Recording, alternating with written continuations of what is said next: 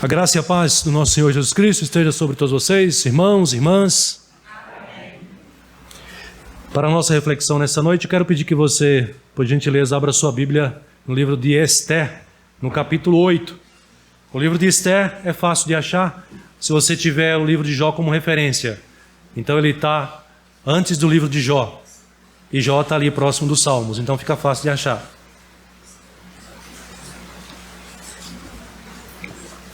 Esther capítulo 8.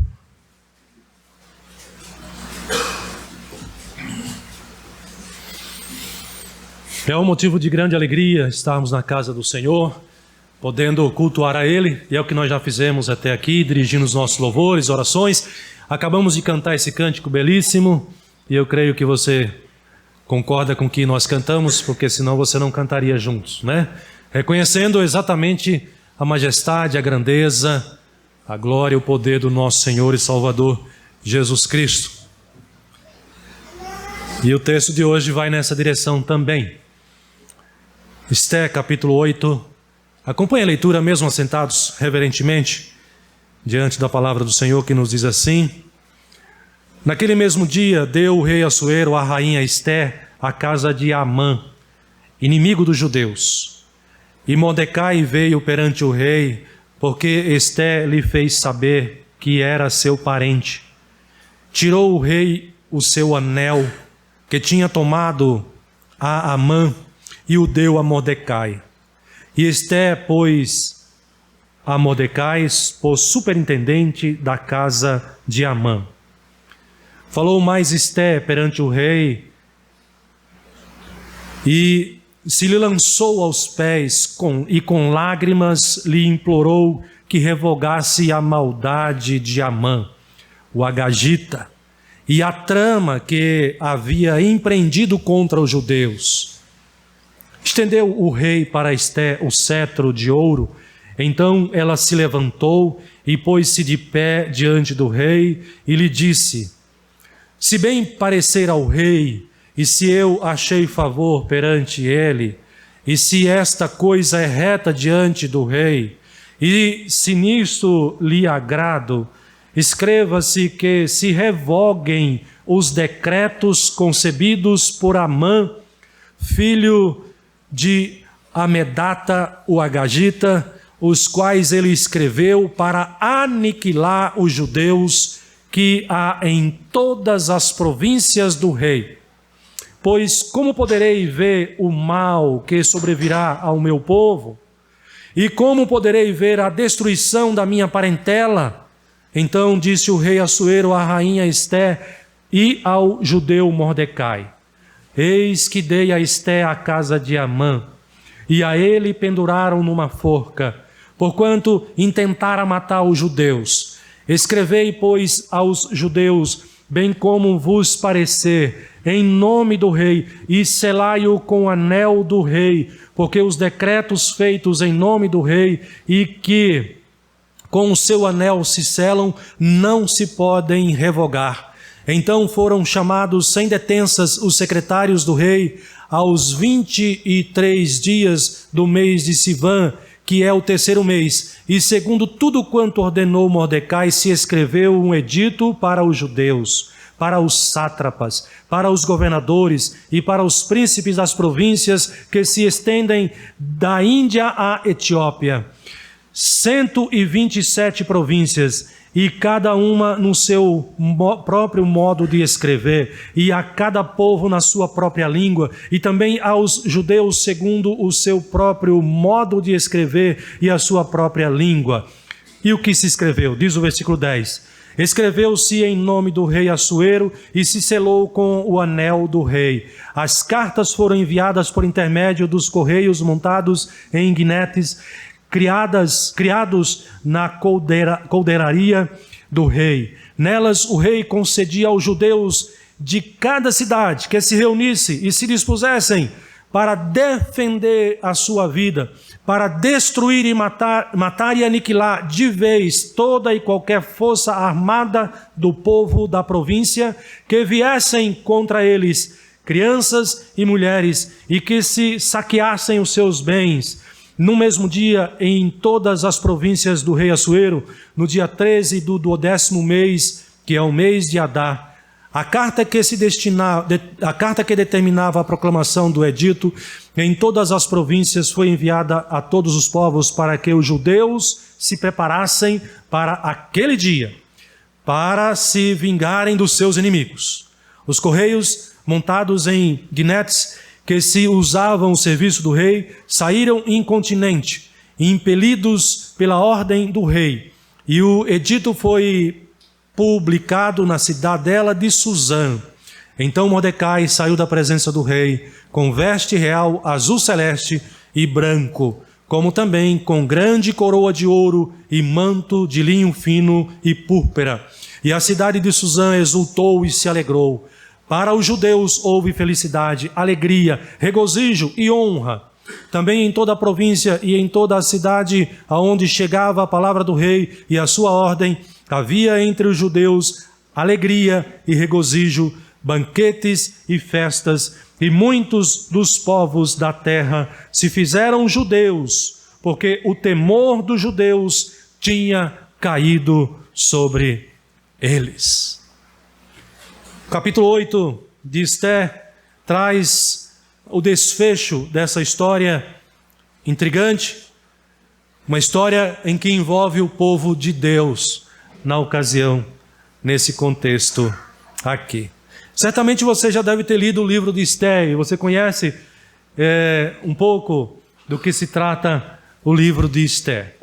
O livro de Esther, a princípio, você pode entender que ele conta a história de uma jovem humilde que se tornou rainha. De repente, ela foi tirada da sua condição de uma pessoa que não era visível e que se tornou alguém agora de grande destaque. Ela se tornou a rainha do rei Assuero. E quando você vai lendo o livro de Esther, você observa que ela conta, ou ele, o livro, conta a história de como Esther e Mordecai agiram para impedir que o seu povo, os próprios judeus, fossem exterminados em todo o Império Persa, em todo o império do rei Assuero. Mas na verdade, meus irmãos, esse não é o grande objetivo do livro de Esther. Esse não é o tema mais importante, o tema principal do livro de Esther. Não foi Esther ou Mordecai o grande herói da história deste livro que está sendo apresentado e ensinado para nós aqui, nesta noite, como eu já li para os irmãos. Na verdade, o livro de Esther quer nos ensinar que o grande herói desta história é o próprio Deus.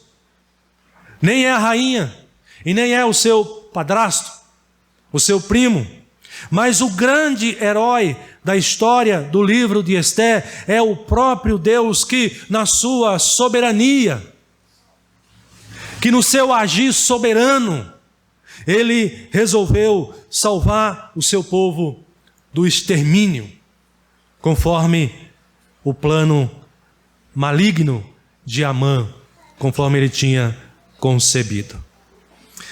Então, o que nós podemos aprender com o livro de Esther aqui? Qual é a grande lição do livro de Esther? É que quando você lê o livro de Esther, você deve aprender a respeito do seu Deus. De quem é esse Deus? O Deus das Escrituras. O livro de Esther, meus irmãos, se propõe a nos ensinar que o Deus que nós cremos é o Deus soberano. O que é um Deus soberano? É um Deus invencível, é um Deus todo-poderoso, é um Deus que para ele não há competidores. Ele está acima de todos. Então o livro de Esther se propõe a nos ensinar que o Deus das Escrituras é o Deus soberano e age soberanamente para salvar o seu povo. Este é o grande ensinamento do livro de Esther, que nós podemos destacar e aprender nesta noite aqui. E esse ensino é relevante para os nossos dias. Eu pergunto para vocês, Quem é Deus? Qual é a ideia que as pessoas fazem a respeito de Deus? Qual é o tratamento que as pessoas dão nesta vida, neste mundo, nessa terra, ao Deus das Escrituras, ao Deus Criador? Quem é Deus para as pessoas? Para as pessoas, Deus não passa de algo insignificante. Para muitas pessoas, Deus se torna o seu servo. Para muitas pessoas, Deus está a seu próprio serviço. Mas precisamos anunciar, precisamos saber e anunciar que o Deus verdadeiro, o Deus único, o Deus da Bíblia, Ele é o Deus soberano e que age soberanamente para salvar o seu povo. Eu quero observar esse ensinamento, meus irmãos, olhando para o exemplo de alguns personagens principais desta história do livro de Esther. E o primeiro personagem que nós podemos observar é o personagem real. É o próprio rei Assuero, como nos é apresentado logo de início no primeiro capítulo do livro. E é interessante, se você lê o livro de Esther, você pode talvez observar como o livro de Esther apresenta o rei. O livro de Esther apresenta o rei Assuero, no primeiro capítulo, como sendo o homem mais poderoso da terra na sua época. O homem mais poderoso da terra é apresentado assim, o rei Assuero. Logo no capítulo 1, logo no início do livro. Isso tem um propósito, isso não é sem motivo que aparece aqui. Observe que nos diz o livro de Esther no capítulo 1, nos dias de Assuero, Assuero que reinou desde a Índia até a Etiópia. Observe que o livro já começa chamando a atenção para o tamanho do seu reino. Da Índia à Etiópia, quer dizer, é um reinado muito amplo, é um rei muito poderoso. É um rei que subjugou muitas nações, muitos povos. Por isso ele é apresentado como o rei mais poderoso da terra na sua ocasião, na sua época. O verso 1 continua e diz que ele reinava sobre 127 províncias. Naqueles dias assentou o rei Assuero no seu trono, ou no trono do seu reino, que está na cidadela de Suzã. Então, se você continuar lendo o capítulo 1, você vai observar que a proposta do autor de Esther é apresentar a grandeza desse rei, é apresentar este homem como sendo o mais poderoso de toda a terra, naquela ocasião, naquele momento. Mas sabe por que ele está fazendo isso? Porque ele quer mostrar para você que não existe homem, autoridade humana mais poderosa neste mundo, nesta terra, que possa chegar aos pés deste Deus. O que nós podemos aprender então, em primeiro lugar, com esse personagem tão importante na história aqui, o rei Assuero? Olhando para esse ensinamento, de que aqui nós aprendemos que esse Deus é soberano e que age soberanamente para salvar o seu povo. Por que ele é soberano e age assim? Porque, em primeiro lugar, ele está acima dos poderosos da terra e usa esses poderosos para cumprir o seu plano, a sua vontade. Deus não apenas está acima de toda e qualquer autoridade humana, mas Deus os usa para cumprir o seu plano salvífico, para cumprir a sua própria vontade. Meus irmãos, o rei Assuero, ele vem de uma linhagem real muito poderosa. Vocês se lembram de Ciro? Ciro foi aquele rei, nas Escrituras, que sob sua autoridade, foi o primeiro a autorizar os judeus que foram levados de Jerusalém para a Babilônia. Ele autorizou ao regresso, a começarem a voltar para Jerusalém novamente. Então, ele é neto de Ciro. O pai de Assuero era o rei Dário, e já era um rei poderoso. Mas o rei Assuero, ele conseguiu consolidar, ele conseguiu confirmar o império de seu pai. E foi um rei muito respeitado, muito honrado e reconhecido, a sua grandeza, o seu poder também. Aliás, para quem assistiu aquele filme Os 300, um filme muito sangrento, porque é um contexto de guerra, né?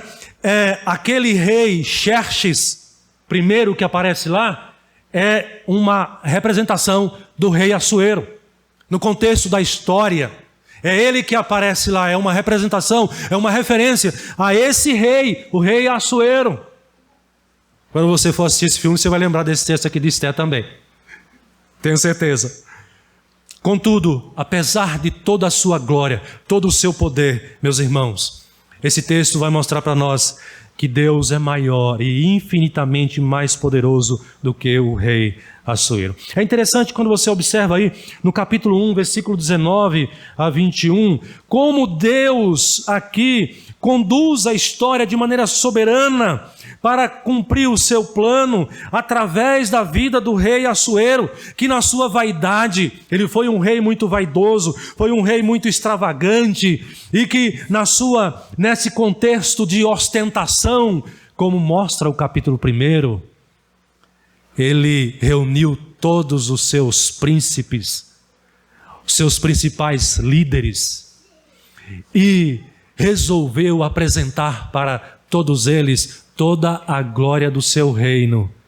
E ele gastou mais de 6 meses para apresentar e expor diante dos seus líderes ali, que estavam a serviço dele, os seus príncipes, toda a sua glória, toda a sua grandeza. Vocês viram isso, podem ver isso ao ler esse texto. Mas ele não se deu por contente. E ele quis também expor a beleza da sua rainha, da sua esposa, para aquele bando de homens que estava reunido ali no pátio do Palácio Real, no jardim do Palácio Real. E neste momento, ela recusa a vir, recusa a ordem real. E o que acontece na história? Vocês sabem qual foi o desfecho. A rainha Vasti foi tirada do seu reino, ela foi expulsa, ela perdeu a coroa, porque ela desobedeceu uma ordem real e ela sofreu uma punição, conforme a gente pode observar no capítulo 1, versículos 19 e 20, está aí, você pode observar esse relato, porque alegaram os sábios do rei que essa atitude da rainha seria um mau exemplo para todas as mulheres do reino, e elas passariam agora a resistir aos seus maridos, e como um péssimo exemplo, merecia uma punição, uma disciplina, e a disciplina que deveria ser aplicada seria a pena máxima, no caso aqui, ela perder a coroa. Meus irmãos, Deus soberanamente veio agindo na história e na vida deste homem poderoso, porque o resultado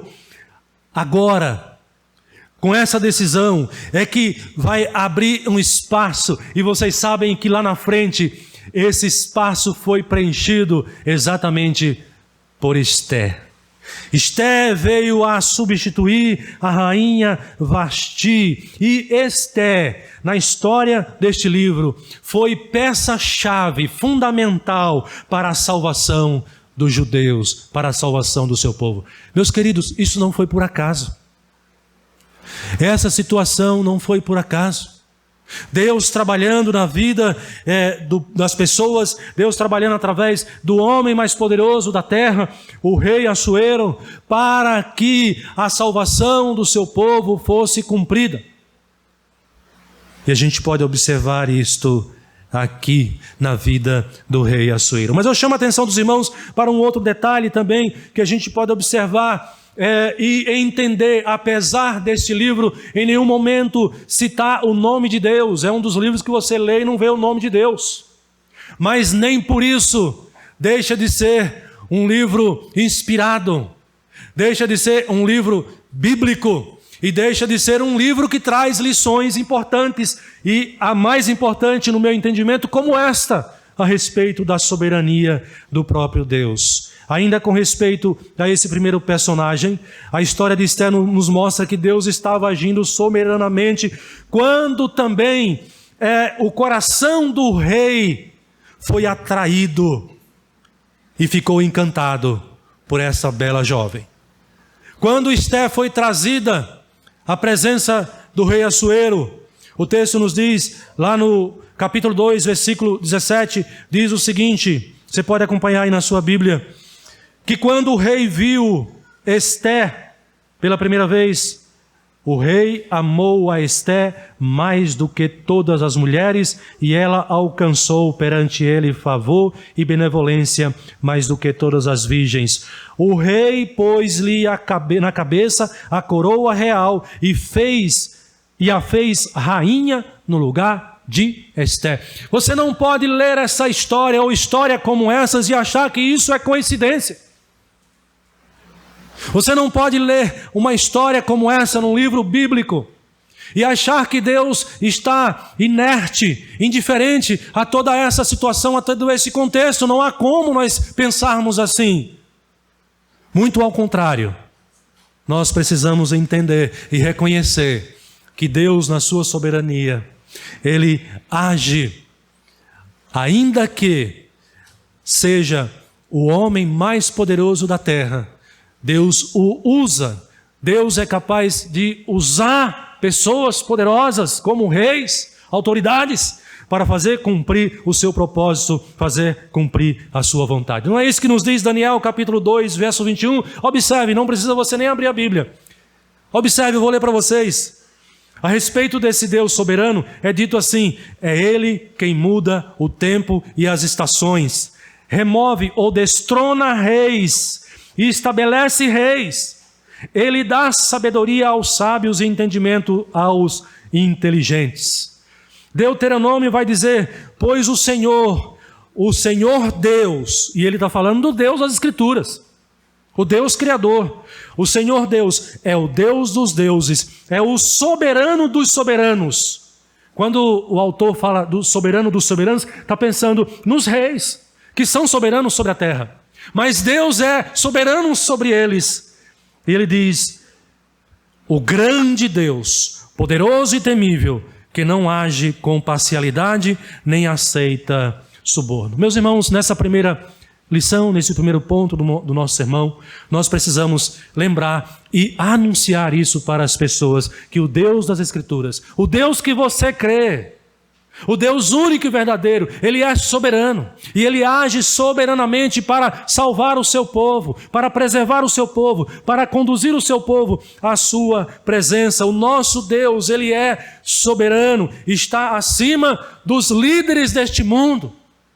Ele está acima de líderes como Bolsonaro, como Lula, como Putin e como qualquer outra autoridade neste mundo, por mais poderoso ou poderosa que seja essa autoridade. E não vai mudar o plano de Deus, porque saiu um governo e entrou outro governo. Saiu um líder e entrou um novo líder. Saiu um de direita e entrou um de esquerda. Não irá interferir no plano de Deus, porque Ele é soberano. Você crê assim? O seu Deus é desse tamanho? Porque é esse Deus que nós estamos aprendendo e é revelado para nós aqui. É o Deus soberano, que age soberanamente, ainda que diante de homens poderosos na terra. Não temamos os homens, temamos ao Deus, que é soberano. Mas eu quero chamar a atenção dos irmãos para desenvolver esse ensinamento da soberania de Deus, olhando para um outro personagem. Já falamos do homem mais poderoso, mas agora eu quero chamar a sua atenção para o personagem Amã, aquele que elaborou o plano maligno, que representa o mal. Meus irmãos, esse Deus soberano, Ele repreende, Ele age soberanamente, repreendendo o mal que se levanta contra o seu povo. Você crê nesse Deus assim? Você já parou para pensar que esse Deus, Ele age assim? Você já parou para pensar que o mal na terra não corre desenfreado? Você já parou para pensar que muitos neste mundo são pessoas más? Muitos neste mundo são pessoas que não aprovam a sua fé, que não concordam com a sua fé em Deus, que não gostam de você por causa da sua fé em Deus. E por que você está aqui? Porque a sua vida é preservada por causa desse Deus que é soberano, e Ele repreende o mal que se levanta contra o seu povo de acordo com o seu plano, o seu propósito. Nós precisamos entender e crer neste Deus, porque senão nós não teremos paz neste mundo. Nós ficaremos atemorizados com o governo dos homens, com as pessoas más à nossa volta, com os nossos inimigos, com aqueles que não concordam com a nossa fé. Não teremos paz com aqueles que não seguem o Deus das Escrituras, os valores cristãos, os valores bíblicos. Mas se você coloca a sua fé nesse Deus, entendendo e crendo que Ele age soberanamente, repreendendo todo o mal, você vai descansar em paz. Amã foi uma espécie de primeiro-ministro do rei Assuero. Ele era o segundo abaixo do rei, né? Ou o primeiro depois do rei. Depende de como você observa aqui. Ele era o homem mais poderoso no reinado de Assuero, depois do próprio rei. Ele tinha um poder, um grande poder. Mas Assuero, quando o capítulo 3, versículo 1, dá aqui a origem de Amã, não Assuero, mas de Amã, vai dizer que Amã, no capítulo 3, versículo 1, você pode observar aí comigo, vai falar que Amã, ele era um agagita. Diz assim, versículo 1 do capítulo 3, depois dessas coisas, o rei Assuero engrandeceu a Amã, filho de Amedata, agagita, e o exaltou. Estudiosos vão dizer que a palavra agagita aqui provavelmente é uma referência ao rei Agag. E você vai se lembrar que o rei Agag foi o rei dos Amalequitas, o rei de Amaleque. E qual a importância de saber disso daqui, meus irmãos? Os Amalequitas, este povo, fez uma coisa que Deus não se agradou. Quando os israelitas estavam saindo do Egito, foram libertos do Egito, em direção à terra de Canaã, eles foram perseguidos pelos Amalequitas. Os Amalequitas atacaram os judeus. E desde aquela ocasião, Deus declarou guerra contra os Amalequitas.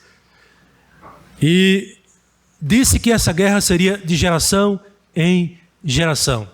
Então, se é assim, se Amã é um descendente do povo amalequita, observe que não há paz entre um amalequita e um judeu. Mordecai é um judeu. Amã é um amalequita.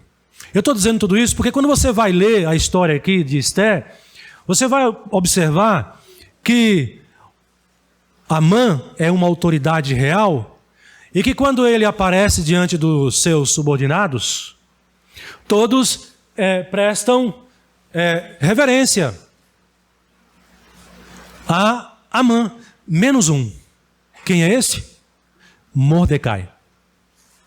Mordecai.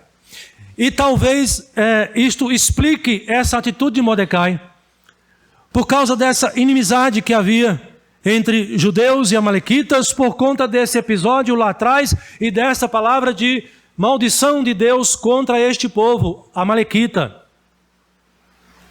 E essa atitude de Mordecai em relação a Amã vai aumentando ainda mais a ira de Amã. E qual vai ser o resultado disso? Amã, ele quer acabar com a vida de Mordecai. Ele quer destruir Mordecai. Mas Amã não vai ficar satisfeito em apenas exterminar, matar Mordecai, o judeu Mordecai, que foi quem criou Esther, que era primo de Esther. Vocês sabem que Mordecai, ele foi primo de Esther. Esther não teve nem mãe nem pai e Mordecai adotou Esther para criá-la. Então, diante desse contexto, Amã quer destruir esse judeu Mordecai. Observe o que diz o capítulo 3, versículos 5 e 6. Ele não fica satisfeito apenas em querer destruir Mordecai. Capítulo 3, versículo 5 e 6 diz assim: vendo, pois, Amã que Mordecai não se inclinava nem se prostrava diante dele, encheu-se de furor. Amã ficou irado.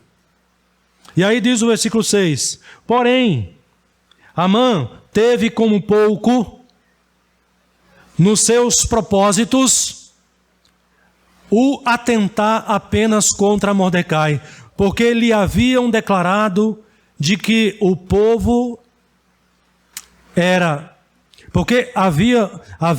lhe haviam declarado de que povo era Mordecai.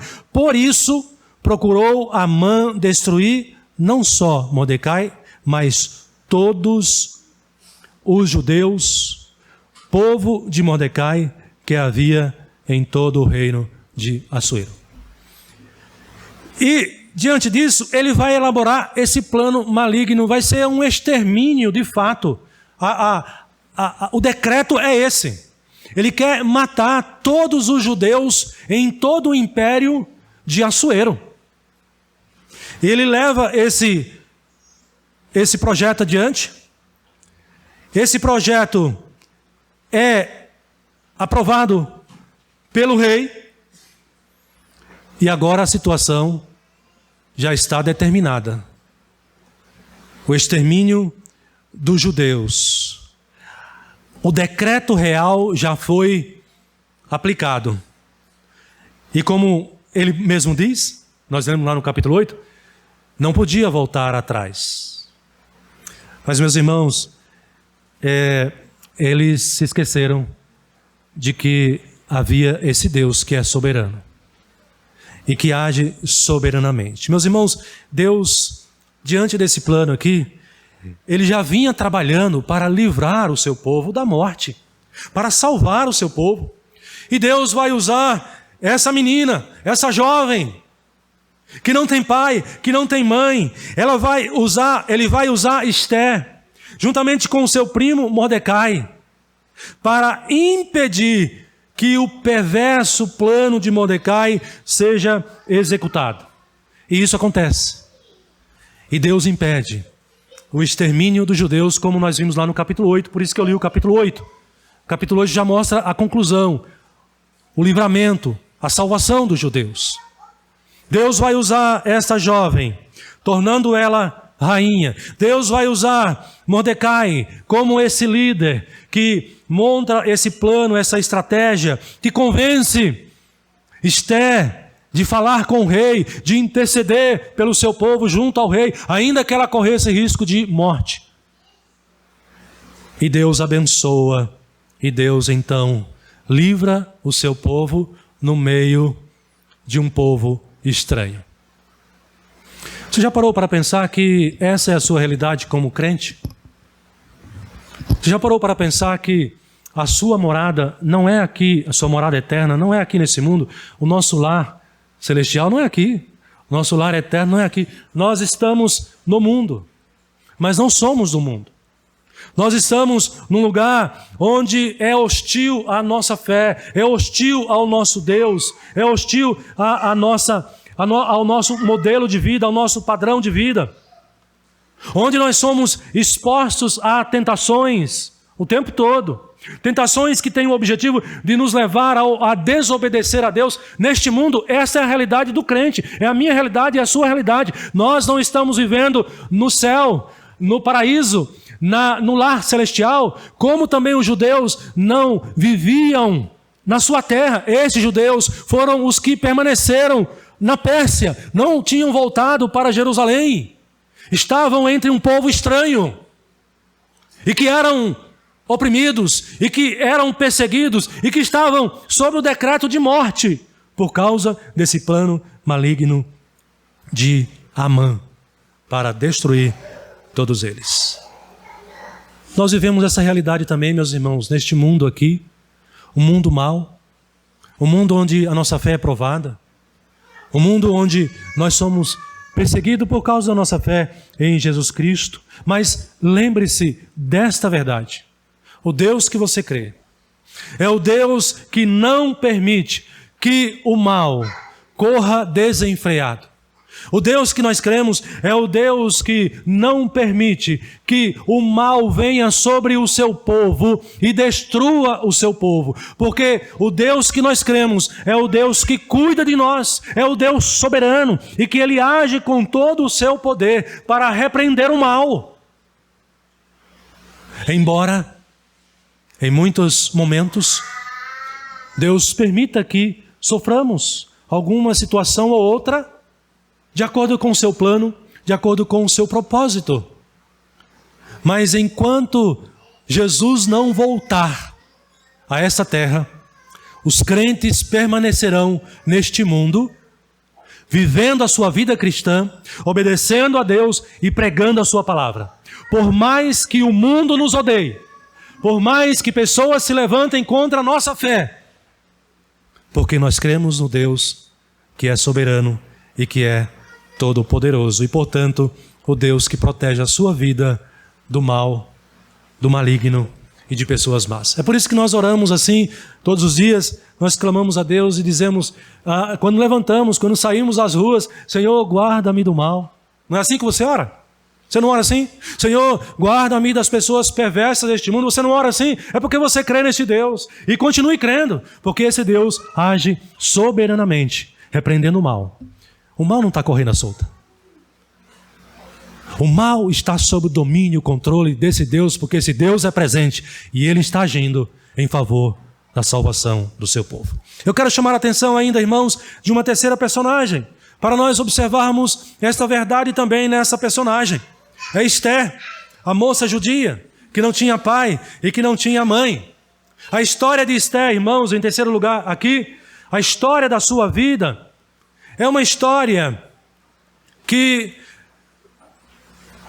talvez em alguns momentos a Esther tenha dito assim: a minha vida não tem muita graça. A história da minha vida não é uma história tão importante. Meus irmãos, a história da vida do povo de Deus, a história da sua vida, ela é importante porque ela faz parte do plano de Deus. Talvez, por mais insignificante que você possa pensar que seja a história da sua vida, lembre-se que a história da sua vida é importante porque ela faz parte do plano de Deus para a salvação do seu povo neste mundo aqui. É interessante quando a gente observa um pouco mais, analisa um pouco mais sobre Esther, esse personagem, ou essa personagem, é interessante aqui na história.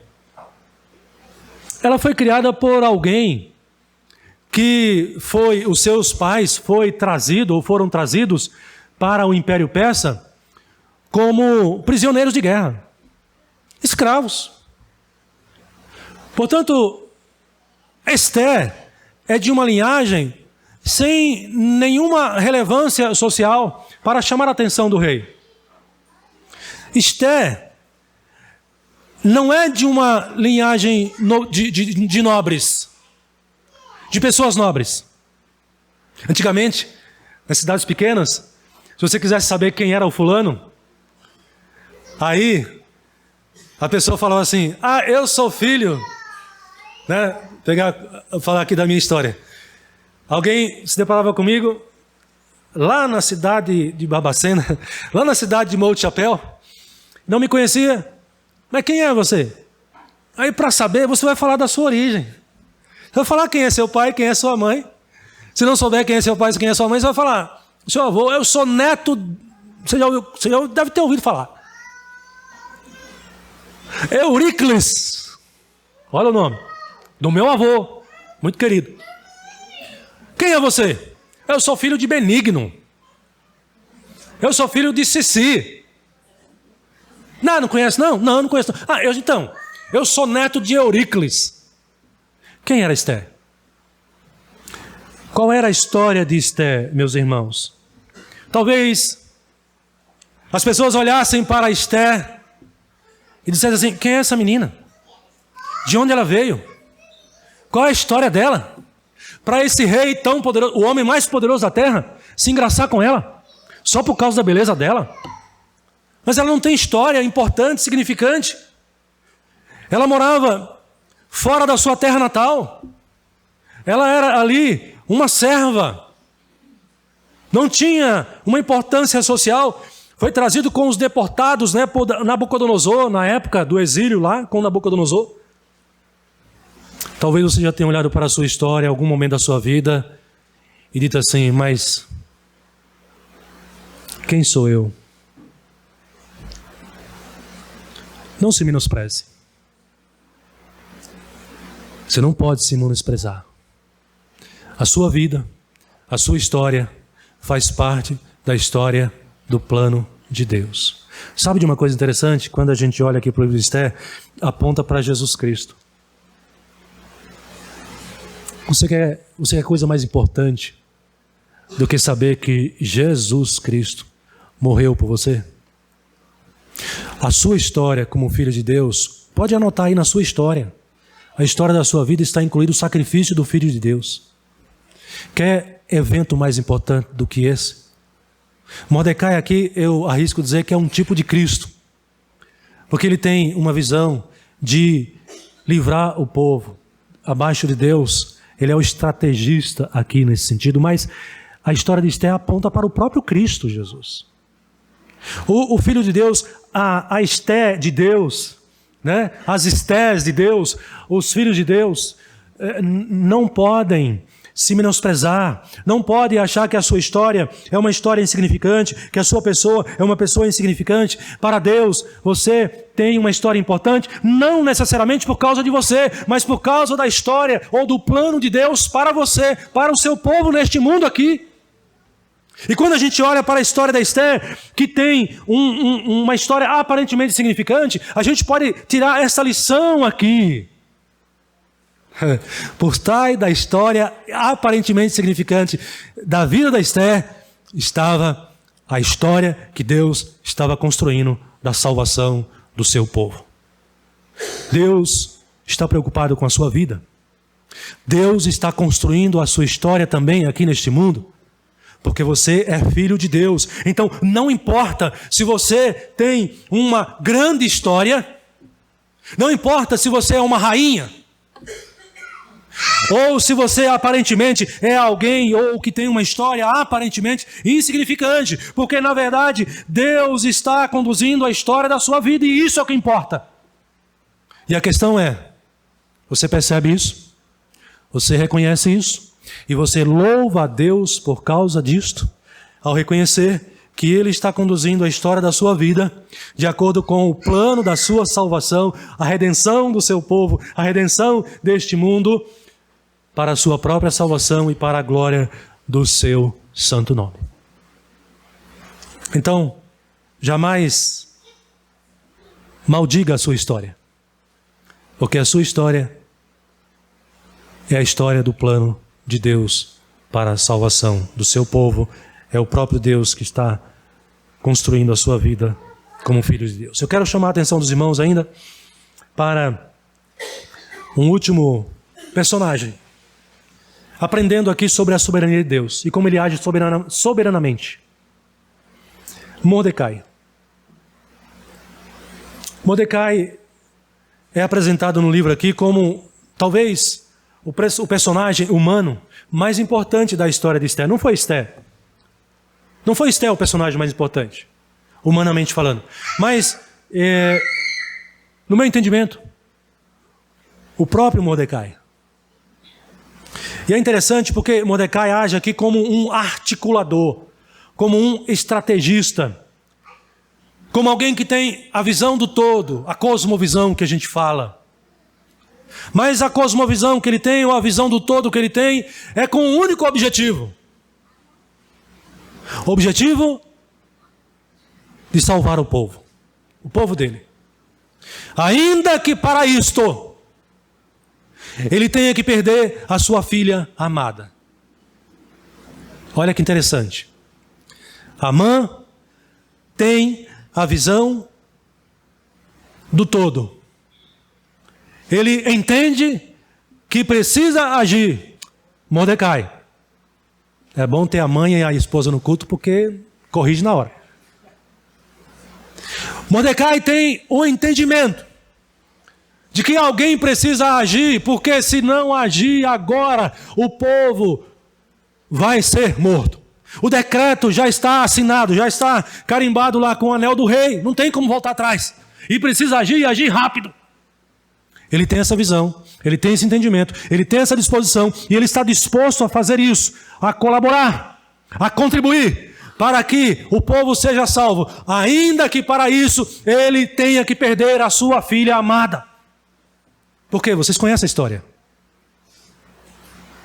Ele é obrigado a convencer a Esther de falar com o rei, de interceder ao rei, para que o rei livre o povo, salve o povo. Mas ela corre o risco de ser morta, porque se ela fosse falar ao rei e o rei não desejasse a presença dela, ela poderia sofrer a mesma pena ou pior do que a rainha anterior, Vasti. E é por isso que no texto aqui, ela entende também a necessidade, é convencida pelo seu pai adotivo, e ela diz, então tá bom, eu vou. Mas o povo vai comigo, em jejum, e obviamente em oração, porque no contexto do Antigo Testamento não era só jejum e oração. Então a igreja vem comigo. Eu vou arriscar a minha vida. E ela diz, e é bonita essa fala de Esther, se eu morrer, morri. Ela entende a importância da causa aqui. E ela está disposta também a abrir mão da sua vida para que o povo seja salvo. Mas ela não teria feito isso, ela não teria tomado a decisão se ela não fosse convencida pelo seu pai, pelo próprio Mordecai, o pai adotivo de Esther.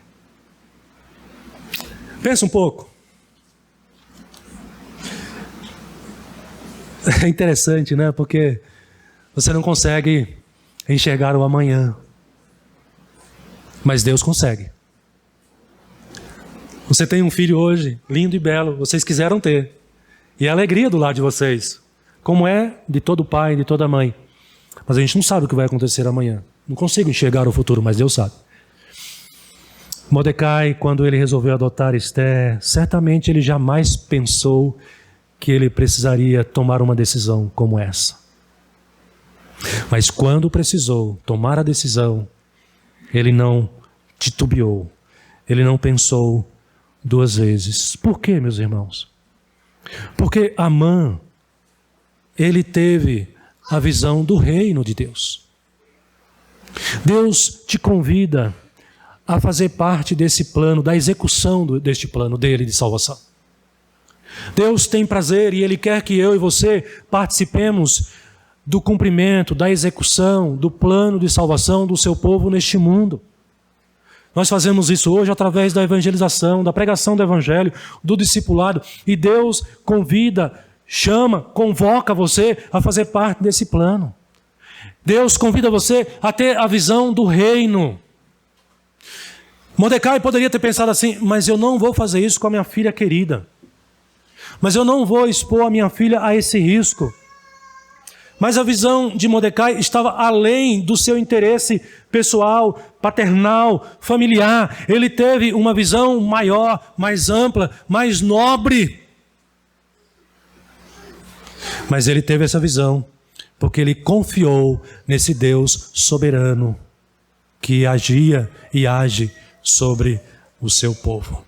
Meus irmãos, nós precisamos enxergar e aprender aqui com Mordecai, a olhar à nossa volta, a olhar para este mundo, a ter uma compreensão de que sim, Deus é soberano, Ele está agindo nesse mundo com o seu plano de salvação, mas Ele quer nos envolver nesse plano de salvação. O que você tem feito sobre isso?